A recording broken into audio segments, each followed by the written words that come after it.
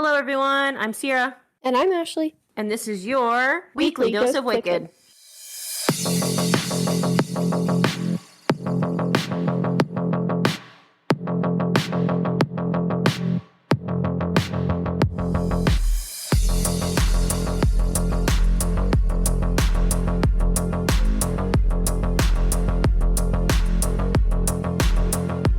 How goes it?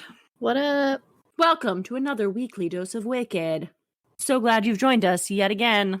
Ready to get your socks blown off? Oh, socks blown off they shall. This week's going to be a little weird because last week I covered Brittany Drexel, and this week I'm going to cover another case.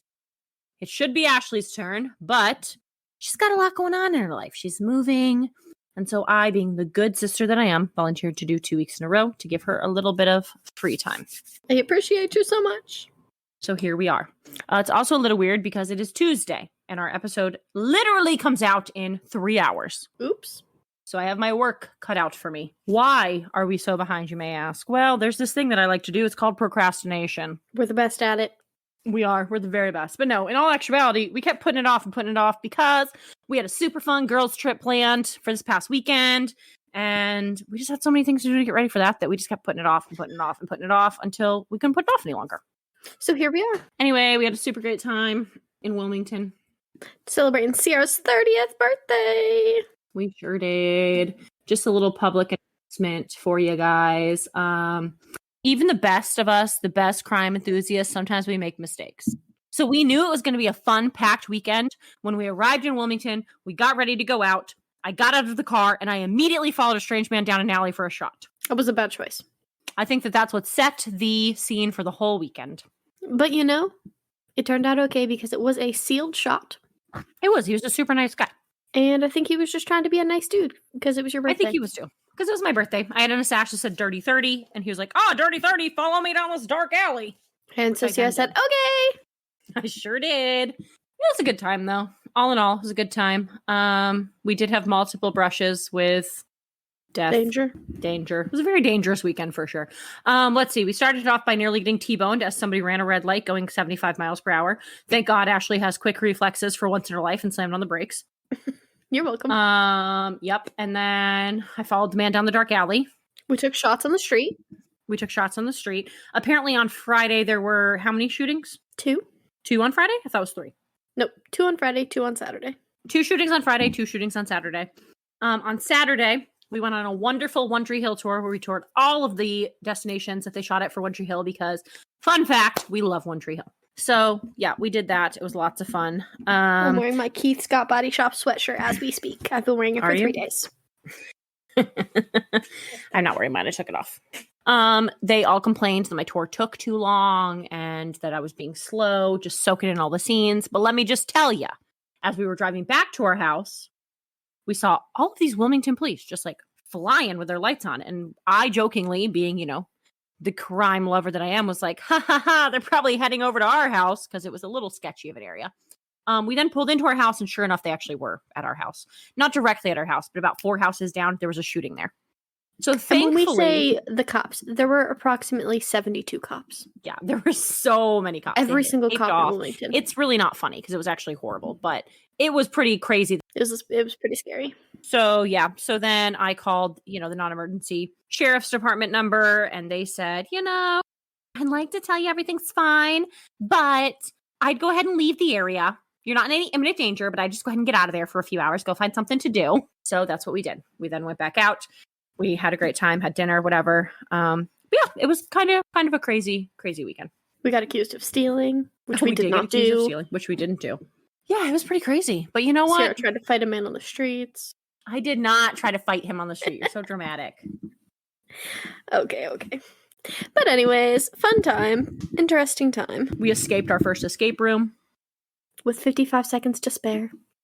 Yep. Anyway, it was a fantastic time. So, now that we filled you in on all of our fun little life things, we have some announcements. First announcement, we have a new Patreon member joining us on the level of the extraordinarily wicked. Mandy Wiedemann. Woo! Ooh, get it, girl, get it. Ooh. Ooh, yeah, yeah, yeah. That now makes our 7th Patreon member. We are moving on up. Moving on up. Another thing is we now have 24 ratings on Apple Podcasts.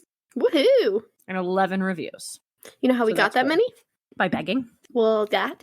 And we have a contest. That's true. We do have a contest going on. So head on over to our Facebook page or our Instagram for all the details on how to win some wicked cool weekly dose of wicked merchandise. You won't regret it. You won't, for sure. What else we got going on? Well, our Facebook page, obviously lots of fun over there. Our Instagram, got lots going on over there. I updated our Instagram last week. I included our email. I also included our P.O. box in case you want to send us a little fan letter or, I don't know, anything you want to send to us. I gave you our P.O. box information. Can't imagine anyone's actually going to send anything. And I've actually never checked it. So who knows if there's even anything in there. I don't even know where it is, honestly. I know where it is.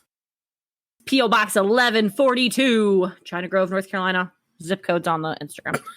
That was good. I think it's like 28023. Is that right? 28023? I think that's it. I have no idea. I don't know. Whatever. It doesn't matter. Nobody's going to send us anything. Anyway, moving on. I also updated our Instagram with a link tree. On our link tree, we have a link to our Buzzsprout, a link to our Patreon, a link to our Facebook, a link to our merch store, and a link that I recently added where you may now request a case. Woohoo. Didn't know you added that. So head on over there if you got something. I did. I was a very busy little bird on Thursday when I did that. Good job. So that's there. So yeah, head on over, give it a little look, see what you like, whatever. If you want to do any of that stuff, cool. I think that's really all we got, man. That's it. That's it. So let's jump into our case. You ready for this? I'm ready.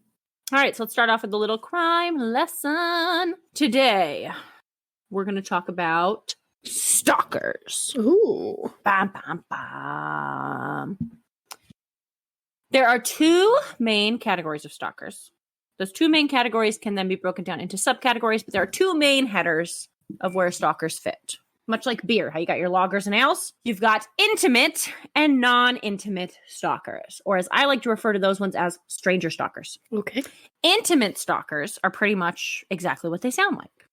The victim and the stalker at one point in time had an intimate relationship of some kind, whether it be romantically, friendly, or even just like a personal relationship, or a professional relationship, like a work colleague. Regardless, there are bones to that relationship. It's a meaty relationship. They've got some stuff going on. Intimate stalkers can then be broken down into multiple subcategories based off of the kind of relationship that you had. You've got scorned lovers. You've got revenge, whatever. I think there's 7 categories under intimate. Stranger stalkers a little different. Stranger stalkers have a brief encounter with their victims, and then one of two things happens. The stranger stalker continues a one-way relationship with the victim. Notice how I said relationship like that, because it's not actually a relationship. This is better explained through the subcategory of organized. When you have an organized stranger stalker, they meticulously plan every move and they make contact with their victim anonymously. So most of the time, victims of organized stalkers don't know who they are.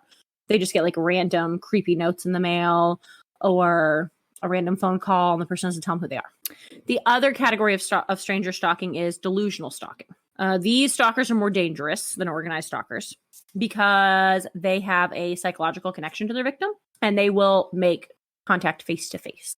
So they may accidentally run into you at the grocery store or drive by your house. Either way, they're there. Their presence is no secret and they don't try to keep it that way. So while stranger stalkers are pretty creepy, the most dangerous kind of stalker is actually an intimate stalker.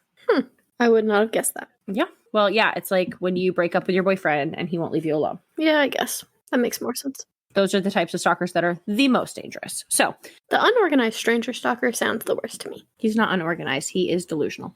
Oh, whatever.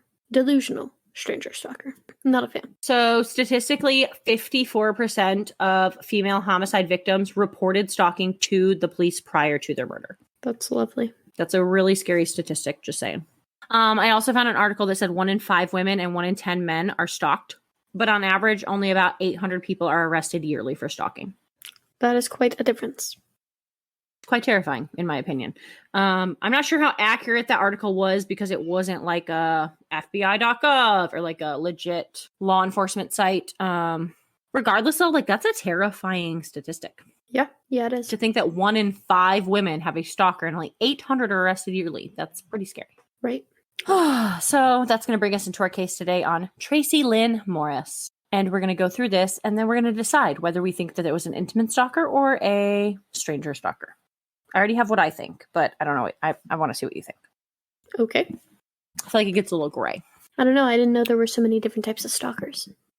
There's, like I said, 7 subcategories of intimate and then 2 subcategories of non-intimate or stranger, as I like to refer to them.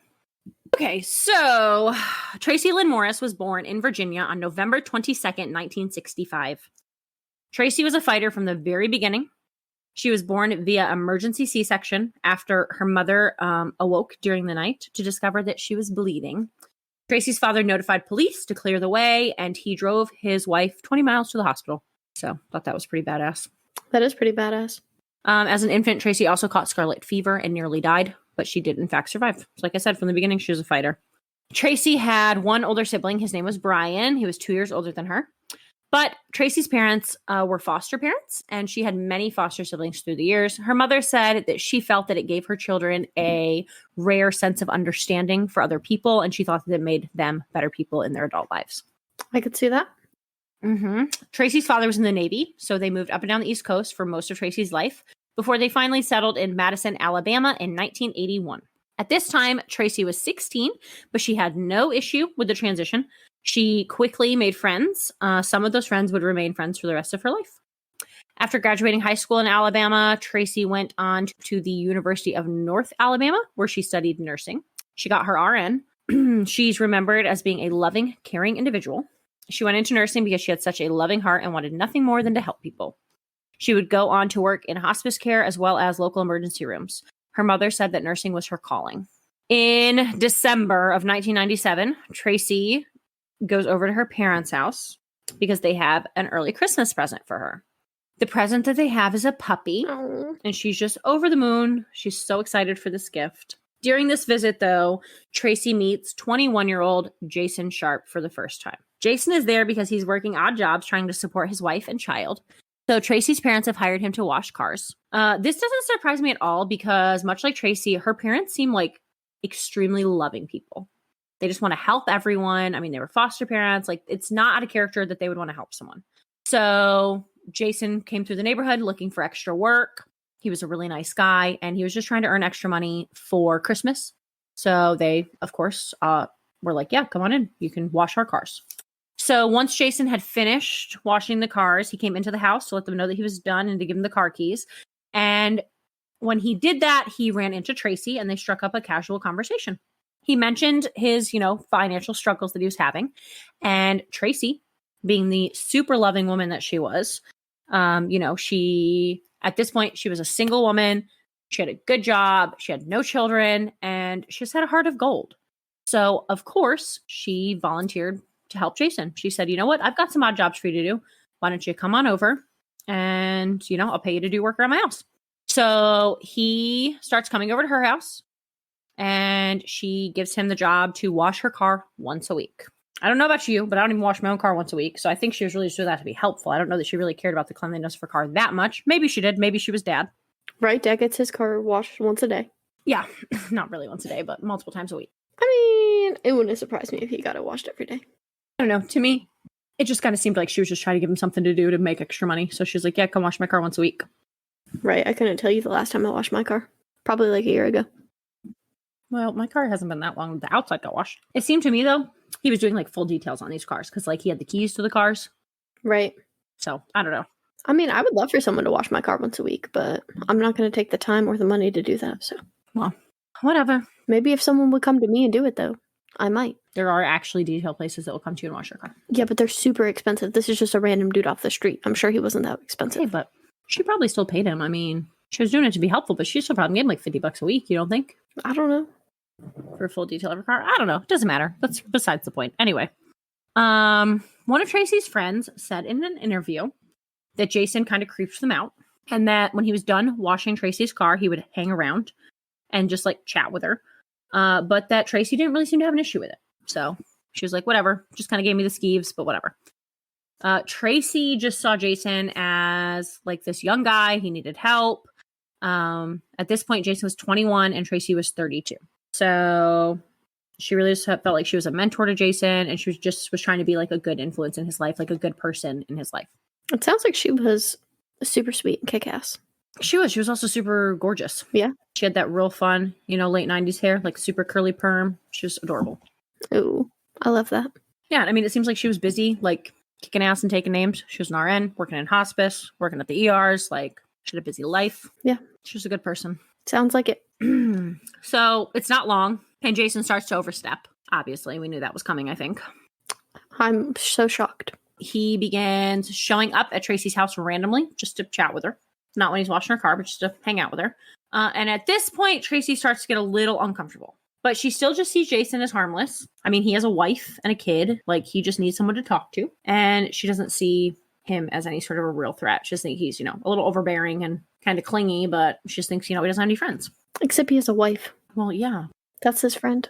Clearly his wife isn't enough. He needed a friend. Okay. So anyway, as time goes on, Jason continues to complain to Tracy about his financial struggles. And Tracy really just, feels for him. She really wants to help him out. She says that she'll do what she can, and she's going to try and find him some more work. So she does that. She contacts her landlord to see if maybe her landlord has anything that Jason can do. He's got multiple rental properties. Maybe Jason can mow the yard at them. Or, if there's things that need to be fixed up around his rental properties, then Jason could do that. But unfortunately, the landlord says he doesn't really have anything Jason can do. So at this point, she has to tell Jason that she couldn't find anything, and that really she just couldn't help him anymore. There wasn't much that she could do. I mean, she's already got him wash her car once a week. That's really the only job she's got for him. So that's when Jason starts visiting her even more frequently. So at this point, Tracy's like, okay, this is unhealthy and there's something wrong. Jason also starts calling her regularly, and he now starts driving by her house. This is like the real turning point in that relationship that they've got going. Where he becomes stalkery. I mean, I feel like he was already stalkery. I mean, yeah, but now he's like really stalkery. Yeah, now he's legit being a stalker. So Tracy finally, lays it out for him, and she's like, I can't see you anymore. This friendship's over. You need to stay away from me. Your behavior is completely inappropriate. And at that point, Jason snaps and becomes violent. He blows up. He tries to push his way into her home. He puts his foot like in the threshold, in between the door and the threshold, to like try and like brace himself so he can push his way through. And Tracy fights back. He still continues to try and gain entry. Luckily, though, Tracy is able to push Jason out enough that she can shut and lock the door. Well, go Tracy. He flees the scene, but obviously this encounter really leaves Tracy unsettled. I don't doubt that. Yeah, so at this point, it becomes apparent that Jason is easily angered and that he does not do well with rejection, which is never a good combination. No. Ever.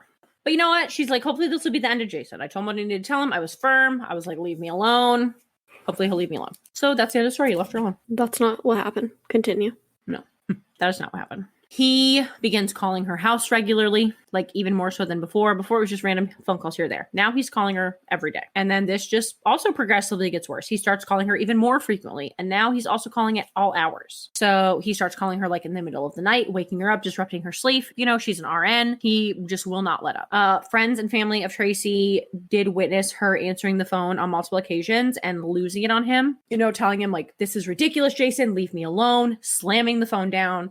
So multiple people saw her lose her temper over this. Well, yeah, it was probably super annoying. Yeah. So I shouldn't just change her phone number, though. I don't know. I mean, obviously that wouldn't have stopped him either way, but could have helped for a little bit. All right. So obviously, like, this really stresses her out. He's disrupting her life. Like, she's not able to get the rest that she needs, and she's just constantly on edge.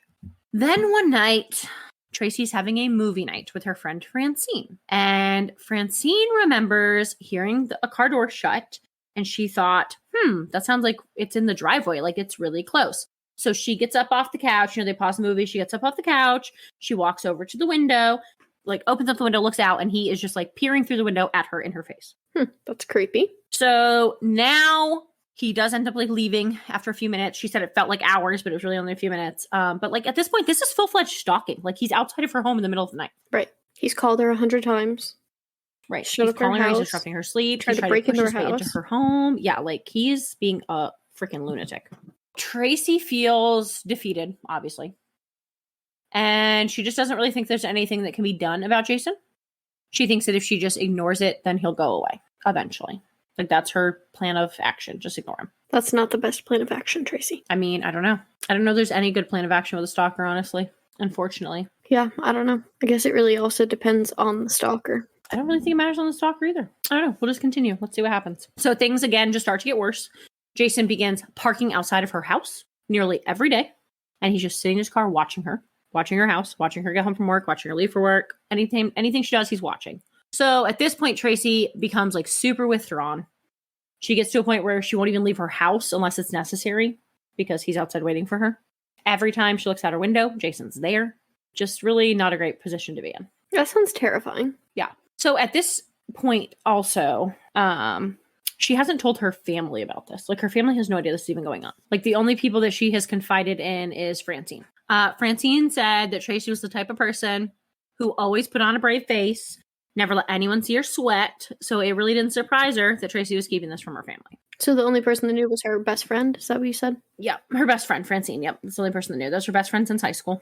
Okay. Tracy's mother and her brother think that the reason why she didn't tell them is because she was worried that her brother or her dad would try to put a stop to Jason's antics, and in return, they would get themselves into a mess. Right. Because he's clearly a lunatic. Right. So she just preferred to handle it herself. So at this point, it's been 10 months of miserable stalking for Tracy. And Jason, once again, makes face-to-face contact with her. He comes to her door and he confesses his love for her. He begs her to be with him. He tells her he'll leave his wife. He's just head over heels in love with her. Here's an idea, Jason. Go home and hang out with your wife. Right. It's a good advice there. But no, he wants Tracy. So Tracy, being the reasonable woman that she is like, no, Jason, you're a freaking lunatic. I'm not going to be with you. You've been stalking me for 10 months. Right. And at that point, Jason opens the door and once again tries to enter her home. But again, Tracy, being the badass that she is able to push him back out the door, shut the door, and lock it so that he cannot re-enter. And that's when she should have had to tase her and taste him. I agree. But this time, Tracy decides, you know what? I need to go to the police. I need some advice. I don't know what to do. So she tells them everything that's been going on, and they tell her, fantastic, we'll arrest him right away. Yeah, is that what happened? No, that's not what happened at all. I didn't think so. They tell her, sorry, man, nothing we can do about it. Because that's what they always tell you when you tell police somebody stalks you or follows you home or whatever. They just do nothing about it. So they tell her, there's no proof that he tried to force himself into her home. She doesn't have any solid evidence that any of this even happened. There's this crazy thing where they probably could have pulled her phone records and saw that he had called her hundreds and hundreds of times. Right. But no, told her nothing they can do. So they just send her back home. Deal with it on her own. Good job. But then something really weird happens. Jason just disappears. So days turn into weeks turn into months, and there's no contact from Jason whatsoever. He's not been outside her house. He's not calling her. Like, he's just completely dropped off the face of the earth. She has no idea where he is. Honestly, she's probably not looking for him, but He hasn't made any contact with her. So it seems like Tracy can finally breathe, like she can let her guard down. Jason is gone. Except he's not. Yeah, we know that that's not the case. So on January 2nd of 1999, Tracy grabs her keys and heads for the back door of her house. She's supposed to be going to hang out with her parents. As she opens the back door, she's overpowered by Jason Sharp. The fight for Tracy's life begins in the kitchen. Tracy's mother waits patiently, but when Tracy doesn't show up, she does call her, and she doesn't get an answer. So after a few calls and waiting, her mother, whose name is Lynn Morris, I don't think I've mentioned it up until this point, but she goes out and starts looking for Tracy. So she drives, they're out of travel between her house and Tracy's. She doesn't find her broken down anywhere along the route. So she finds herself at Tracy's house, and her car is still in the driveway. So Lynn lets herself in through the back door, and she immediately knows something's wrong. There are obvious signs of a struggle in the kitchen. Like, it's tore up. There's stuff everywhere. It's a mess. And as Lynn makes her way through the house, she can hear Tracy's labored, heavy breathing. And she ends up finding her in the bedroom.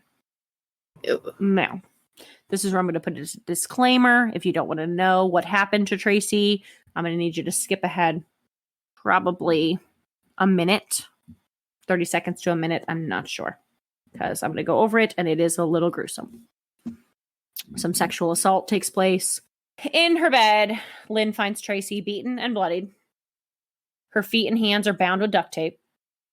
Her pants and underwear are around her ankles. Her bra and her shirt have been pushed up around her neck. She's obviously been raped. She was also stabbed with a screwdriver 37 times. Oh my gosh, Jason. Yeah. Horrific scene. Absolutely horrific. Yeah, it sounds like it. So a psychiatrist said that is one of the characteristics of this type of stalking, because the victims want to be present for the murder. They want to actively partake in the murder. And a lot of times there is overkill. But she was alive, right? Yep, she was alive. Piece of shit. Yeah, he's a big old piece of shit. Trash bag for sure. Real trash bag. So, unfortunately, Tracy did end up succumbing to her injuries at the hospital. Oh. Yeah. So, Tracy's mother, Lynn, did an interview, and she said through the years, that moment's just played in her mind over and over. And no matter how many times she dreams it or thinks of it, no matter what she does, she can never pick her daughter up. She just kept trying to pick her up, and she couldn't pick her up because she was just dead weight. Right. And that gave me goosebumps. That is awful. Yeah. And I think at this point, I'm not sure, but her dad didn't really make an appearance. So I'm not really sure if he died prior to this or in the years after, but he didn't really make any sort of they didn't really ever mention him. So I don't know. I think it was really awful that that Lynn found Tracy. Yeah, that sucks. By herself. Yeah, awful. So if you do the math on that, that means that Jason did stalk Tracy for almost 2 years. Started in 1997. She was murdered in 1999. I think it was 18 months is what it was. And the cops did nothing. The cops did nothing. She went to the cops. They did nothing. They said there was nothing they could do. I wonder if she'd went to the cops in the beginning, if they could have done something. But I mean. Or if she would have went multiple times. Yeah, I don't know. Probably not. Yeah, squeaky wheel gets the oil. Yeah, but I don't know. When you don't have any solid evidence, there's really not much to do for you. So. Right. And she probably felt defeated, too. Them just telling her, oh, nothing we can do, sorry. Oh, for sure. Sucks to be you. For sure. It's really a horrible thing when you ask for help and they tell you, sorry. Sucks for you. So shortly after Tracy's murder, Jason Sharp was arrested and convicted of first-degree murder. He currently sits on death row in Alabama, which to me is also freaking nuts. This was in 1999. Why have they not put him to death yet? It really annoys me when we cover a case that's 20 or 30 years old and they're still on death row. Right. Well, most states, don't they have a, what is it called? A moratorium? On death row? They've stopped. They put people on death row, but they don't actually kill them or put them to death. I'm not really sure. I just think it's really crazy when we cover these cases. And it's he's been on death row for 35 years. Yeah, I don't. Why even give? I don't know. Right, what's the difference between just giving a life sentence? I definitely don't think, I don't know that I'm pro-death penalty or necessarily against the death penalty. I think it depends on the crime. I'm not necessarily for it. I'm not necessarily against it. But it just really annoys me we've got all these people on death row. Why even give them the death sentence if you're not going to death them? Death them. I don't understand it. I don't get it either. I don't know. Whatever. Well, anyway, he's just sitting on death row in Alabama. He's appealed multiple times. They keep denying his appeals. He's staying in prison. Tracy's brother, Brian, said the worst thing about all of this is that there's really just no closure in the case. He said that he went and watched Jason's trial. He watched them convict Jason, and it didn't bring him anything. He said that he could watch Jason die 100 times over, and he still wouldn't have the closure that he needs. It's probably true. I thought that was sad. Yeah. After Tracy's death, her family worked diligently to try and amend Alabama law so this wouldn't happen to anyone else. And in doing so, in 2012, they passed Lacey's Law. I'd love to tell you about it, but I can't find my article. Good. There it is. I have so many tabs open. Anyway, they pass an anti-stalking law, and it is called Tracy's Law. So essentially what it does is it offers different levels of first degree, second degree, third degree stalking. And they carry different, what's the word I'm looking for? Punishments? I guess punishments, whatever. So essentially it says misdemeanor charge for behavior that under different circumstances might be considered ordinary. So they're saying some of the things people do when they're stalking would normally be an ordinary thing. But because of the way that they're doing it, that it is considered stalking. So the law targets a person acting with an improper purpose. The law targets a person acting with an improper purpose who intentionally follows, harasses, telephones, or initiates Why can't I fucking talk? I don't know. You've been doing so good. I know. Or initiates communication with another person, any member of the person's immediate family, or any third party with whom the person is acquainted. The behavior becomes criminal if the person is asked to stop and does not. So Governor Robert Bentley signed this law into effect, and signed this law. It became in effect on August 1st of 2012. Well, it took long enough, but at least they have a law now. Yeah, so it said that the law requires that the stalking behavior causes material harm to the other person's mental or emotional health, or causes the person to reasonably fear that his or her employment, business, or career is threatened. There's also the new second-degree stalking charge, which carries a sentence range of up to 6 months in jail. Ooh, 6 whole months. It's not a huge penalty, but it said that while the penalty is important or whatever, it said like the main thing is that this person's going to have to like face a judge, and also the system's going to be made aware of the problems that he or she is causing, so that way if they're a repeat offender, there's record of that. Yeah, I guess. So essentially, with prior laws, there had to have been a threat of violence, and with the new laws that they passed, there doesn't have to be any violence related. It can just be literally like, this person keeps calling me and I've told them to stop. It's just any unwelcome and upsetting behavior. But again, you have to tell them like, leave me alone, stop texting me, stop calling me, whatever. Right, and they have to keep doing it. Yeah, so essentially, yeah, that is the story of Tracy Lynn Morris and her horrible, unnecessary death. Yeah, Jason is a trash bag. He sucks. So, this is what I was trying to find. So if somebody like gets charged multiple times, like that's why it was important that they be put in front of a judge. I was looking for this. So once they have already been like in trouble for stalking, if they repeat, it then carries a penalty of 10 years and it becomes a felony. Well, that's good. And then if they do it again, it becomes like aggravated stalking and it carries a sentence of 20 years. Does it have to be on the same person or just like anyone? Like, could he stalk me, go to jail, then stalk you, go to jail for 10 years and be a felon? I don't think that it matters. I think that it's just once they've been imprisoned for stalking, they can't do it again. Gotcha. So, well, that's good. I'm not really 100% sure, but good for Alabama for passing that law. I wish every state had one. Yeah, that would be nice. So this article that I found about death row says that one of the reasons that it takes so long for people to be executed is that they have to like review their case and like make sure that they're guilty without a doubt. Uh-huh. And then also... It's good, I mean... Right, but apparently that takes a long time. That's how it should be. And then also for 12 years, there were nationwide drug shortages. So they didn't have the drugs to do the lethal injections. Gotcha. Oh, okay. I mean, no, good for them for like doing their due diligence and making sure that like they're, 100% without a shadow of a doubt guilty. I just think it's so crazy. Like, why even have the death sentence at all? Right. No, I agree. If we're just going to like put them in prison and we're going to kill you one day, but we don't know when. Like, yeah, that's pretty crazy to me, but I don't know. It is crazy. I mean, good for them though, because there's a lot of like old timey cases you'll listen to, and they'll be like, so-and-so was convicted of this on Tuesday and they were hung on Wednesday. Yeah. And then come to find out it wasn't them. So on Thursday. Yeah. So I mean, no, good for them for that. I just feel like there's a lot of times where we'll be like, and they're on death row and it's been 105 years. Yeah, it's pretty crazy. I don't know. But anyway, what kind of stalker do you think that was? In your humble opinion. I don't know. I mean, like the characteristics kind of sounded like the characteristics that you said for like the stranger, not unorganized. What was it? Delusional. It kind of sounded like a stranger delusional, but also they had some sort of a relationship prior.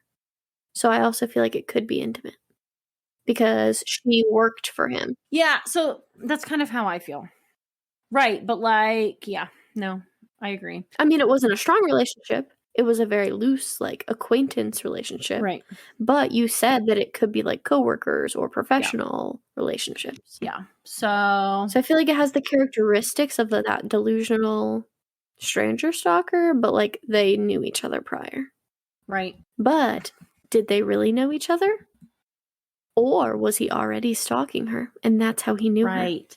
That's kind of, well, I don't know if he was already stalking her and that's how he knew her, but I kind of felt like from that first moment, like at first meeting, like he showed characteristics of a stranger stalker. You know what I mean? Because it said like literally like the first time he washed her car that he like hung out at her house and like chatted with her. Right.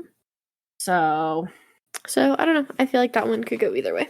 Okay, so 7 types of intimate stalkers. We'll see if he fits any of these. This is an article I found from Psychology Today. It says an estimated 12 to 16% of women and 4 to 7% of men will be stalked in their lifetime. The federal government and all 50 states have enacted anti-stalking statutes, yet there is still no universally accepted definition of what constitutes stalking. I think that also is like the shady part, because like all states do have laws on stalking, but most of them have to be violent.